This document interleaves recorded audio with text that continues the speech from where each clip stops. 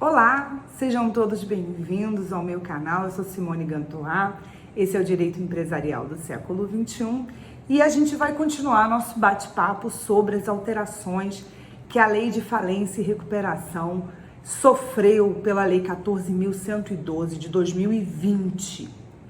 E os artigos que a gente vai falar hoje são os artigos 45A, 48 e 48A, tá? Mas antes de eu começar a falar isso, vou fazer aquele pedido de sempre, pedir para vocês subscreverem o canal, dar o seu joinha para que os algoritmos do YouTube funcionam e alimente o nosso ciclo virtuoso para a gente continuar atingindo cada vez mais pessoas com esse conteúdo. Então, se você está gostando, subscreve, dá o seu like para a gente continuar. Então, como eu falei para vocês, a gente vai falar do artigo 45A, 48 e 48A.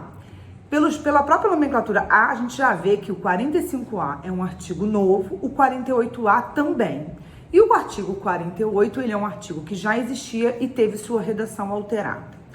O artigo 45A, topograficamente, ele está na parte que trata da regulamentação das deliberações em Assembleia Geral. Já o artigo 48, ele é um dos dispositivos que, logo no começo da regulamentação da recuperação judicial, inclusive, ele traz os elementos subjetivos da recuperação judicial. Essencialmente, ele não foi alterado. O que ele altera aqui é um detalhe, eu já vou explicar para vocês. E o artigo 48A, ele é um artigo novo. Por incrível que pareça, são 3 artigos, mas não são grandes mudanças do ponto de vista material da recuperação judicial. A gente vai ter uma modificação um pouquinho na deliberação, mas acho que até essa mudança, para mim, foi uma mudança, eu achei positiva. Então vamos lá, para a gente ser um pouquinho mais objetivo no nosso vídeo. Esse vídeo vai ser um pouquinho mais curto, eu não quis botar outro dispositivo para não ficar longo demais. Eu quero sempre doses para que você possa ir assistindo aos pouquinhos conforme a sua conveniência. Então, como eu disse, o artigo 45A ele é um dispositivo novo, um dispositivo que não existia e passa a ser regulado pela Lei 11.101 através da introdução pela Lei 12.112. O caput do artigo 45A, ele vai dizer que a deliberação das Assembleias Gerais de Credores, elas poderão ser substituídas pela adesão dos credores que representem mais da metade dos créditos sujeitos à recuperação. Então vejam que aqui a gente tem uma mudança muito significativa. Eu deixo de ter a necessidade da deliberação em assembleia, ou seja, eu continuo tendo uma deliberação, mas eu não preciso mais da realização da assembleia como aquela organização gigante, caríssima que eu tenho para realizar. E aí ele diz, olha, eu posso substituir isso pela adesão dos credores.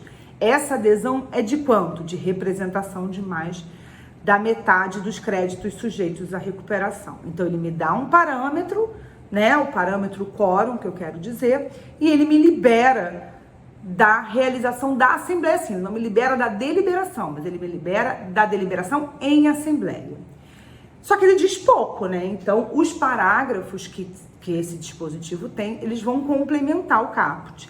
E a gente vai ter 4 parágrafos nesse dispositivo. Então, ele vai explicando pra gente como que a gente vai fazer essa substituição. Então, ele vai dizer, no parágrafo 1º, que a deliberação sobre o plano, ela pode ser substituída por documentos que comprovem o quórum do artigo 45 e ele exige a forma do artigo 56A.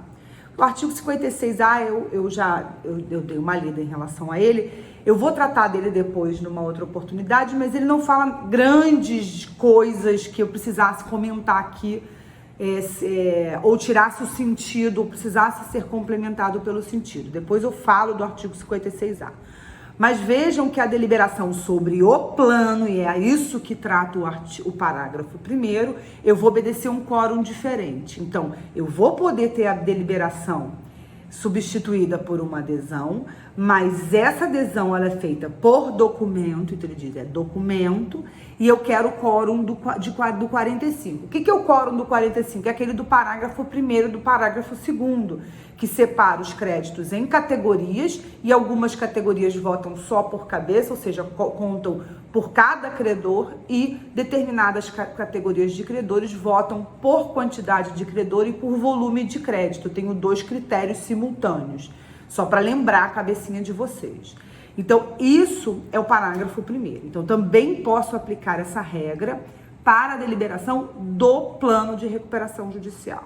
Mas ele não para por aí. O parágrafo 2º, ele vai dizer que a deliberação para a constituição de comitê, então ele já está tratando de um outro assunto, pode ser substituída por documentos que comprovem maioria de créditos de cada membro correspondente. Então, cada membro correspondente, em contrapartida, corresponde a uma categoria. Então, eu pego a maioria dos créditos de cada uma dessas categorias e comprovo por documento a constituição do respectivo comitê de credores. Então, eu também poderei aplicar a regra do caput na forma do parágrafo 2º para os créditos, para a constituição do comitê de credores.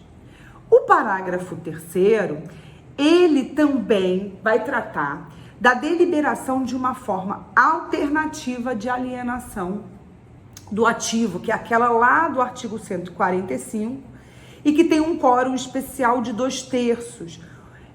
Inclusive, se não me falha, eu acho que o artigo 46, que é o último dispositivo que trata de deliberação, ele fala desse quórum aqui especificamente. Então, vejam o parágrafo 3º, ele mantém o quórum específico da deliberação de alienação do ativo, mas ele também introduz, ou seja, permite que essa forma de deliberação que dispensa a realização da Assembleia também poderá ser aplicada. E o que você vai fazer? Documentos que representem 2/3 do crédito, tá? Então, isso que diz o parágrafo 3º do artigo 45A.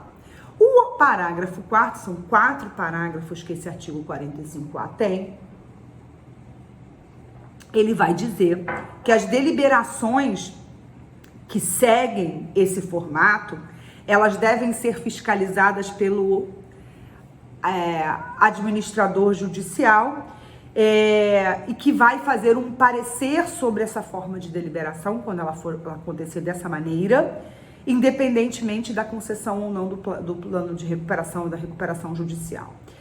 É muito interessante, eu acho que isso foi uma tendência que eu vi permear a maioria das alterações que eu vi até aqui, que o administrador judicial ele passa a ter uma responsabilidade maior na recuperação judicial. Ele passa a ser realmente, ele se torna realmente, não que ele não fosse antes, mas eu acho que ele se torna ainda mais um órgão auxiliar do juízo.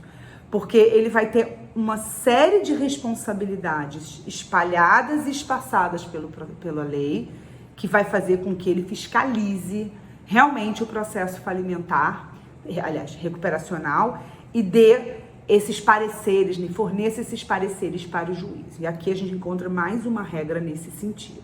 Então, só para a gente recapitular, artigo 45, eu vou continuar deliberando, mas eu vou poder dispensar a deliberação em Assembleia Geral de Credores, desde que, como regra geral, através de documentos, eu consiga comprovar a adesão de mais da metade.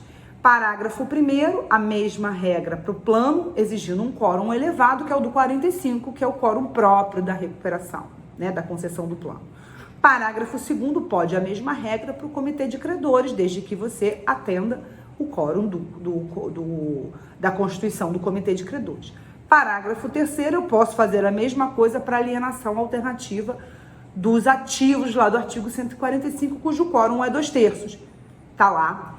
Eu posso fazer isso também nessa hipótese. E por último, a responsabilidade do administrador de fiscalizar e emitir um parecer prévio antes da homologação, para que o juiz se norteie a partir do parecer do administrador. O artigo 48, que é o artigo que trata dos requisitos subjetivos recuperando, né, daquele que pretende a recuperação, esse dispositivo ele teve a redação do parágrafo 2º alterado, ou seja, o parágrafo 2º já existia, e ele teve a introdução de 3 parágrafos, o parágrafo 3º, o parágrafo 4º e o parágrafo 5º.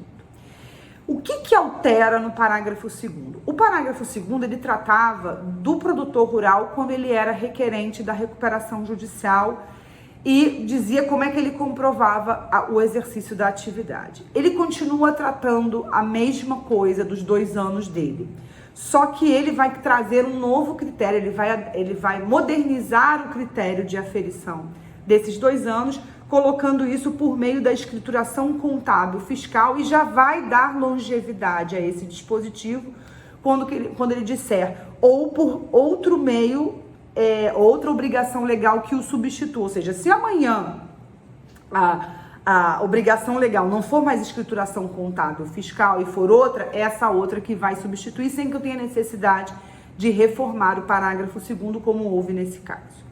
O parágrafo 3º, o parágrafo 4º e o parágrafo 5º, eles tratam também desse assunto do parágrafo 2º, porque o parágrafo 3º ele vai dizer, para comprovar o prazo que está acima, o método de aferição exige que esses documentos tenham sido apresentados tempestivamente à Receita Federal e também o balanço patrimonial, ou seja, ele adere outras exigências a essa que está no parágrafo 2º e exige que você tenha feito isso de forma regular. Isso eu acho bastante razoável, porque a regularidade ela é da essência do pedido de recuperação judicial, porque a recuperação ela é um bônus para quem está formulando o pedido de recuperação judicial.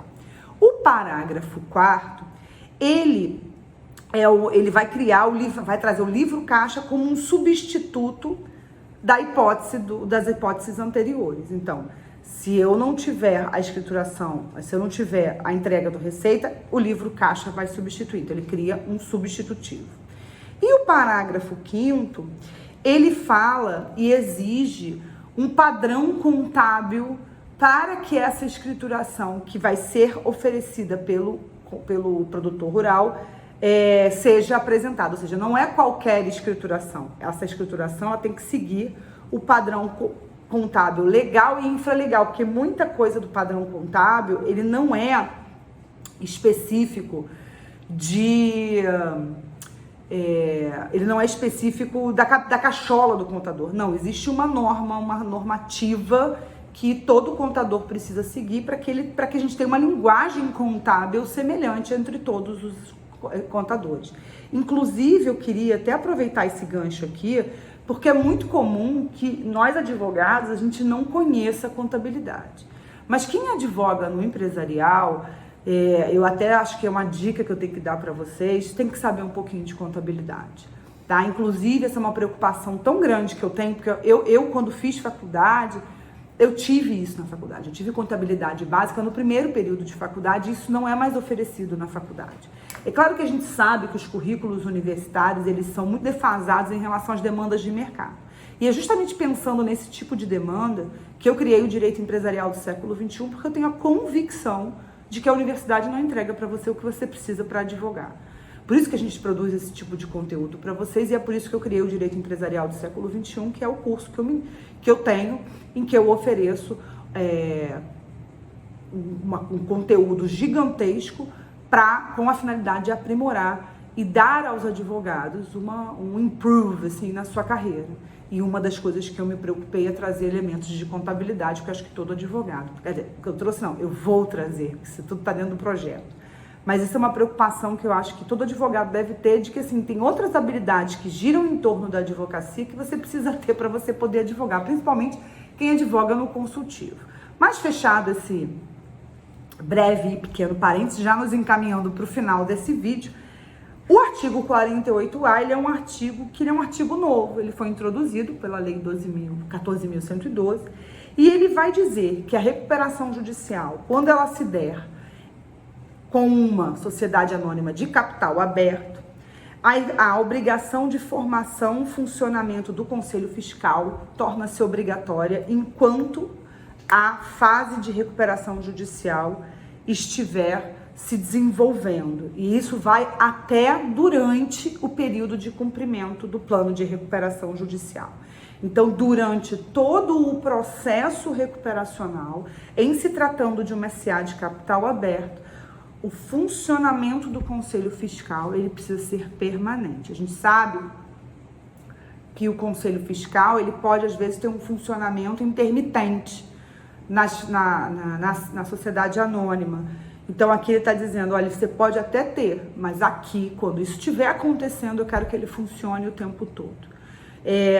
Não sei ainda qual a finalidade dessa regra aqui, especificamente, se tem alguma outra coisa que depois vai conversar com isso, mas agora isso é obrigatório. Então, com isso, a gente termina esse vídeo falando sobre esses 3 artigos que eu trouxe para você e a gente volta em outra oportunidade. Se você gostou, dá o seu like, dá o seu joinha, segue o canal para a gente continuar produzindo conteúdo bacana para você. Até a próxima!